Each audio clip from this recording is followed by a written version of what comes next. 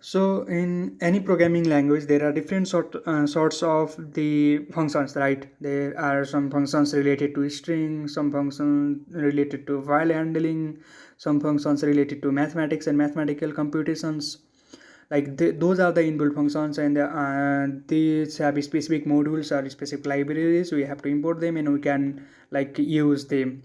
If like there wasn't such functions, then we had to do our custom calculations. We have to deal with these lots of lines of code. So in order to reduce that and make the code like readable and robust, we have math functions in C++, and we are using them for various purposes, for various computations. Like there may be square root, cube root, like, and then like absolute or something like that. Otherwise, if there wasn't such functions, then we have to like write it our own. So let's explore few of the functions, like um, uh, those functions which used to perform mathematical tasks.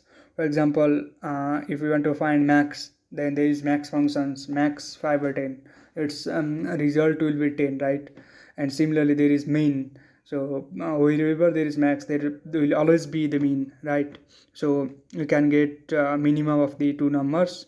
But in order to use the math functions, we have to import this math library. We have to include the cmath on the header file. Okay, so there is a square root, sqrt, round to get the round of the number, log to get the natural logarithm, and there are other functions like absolute, accretion, accrescine, accretant, octant. That is arc in that this is in the radian, right? We'll get the value in the radian. There is cube root. We have ceil to get ceiling. We have cosine, cos, hyperbolic cosine. We have experiment. We can use this for various purposes. If you are like solving some mathematical problems, then please try it out. So let's try few examples. Like math.cpp and paste it. So we have to use this one. Okay, cmath, we have to include this, otherwise we can't use these functions. Run and debug. Okay, it's running. Okay, so here we go.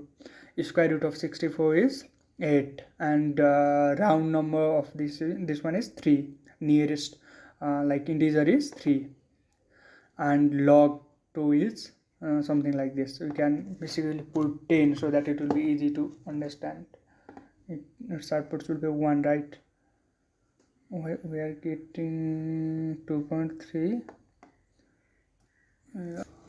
Ideally the value of log 10 will be 1, right? But it is giving this 2.30.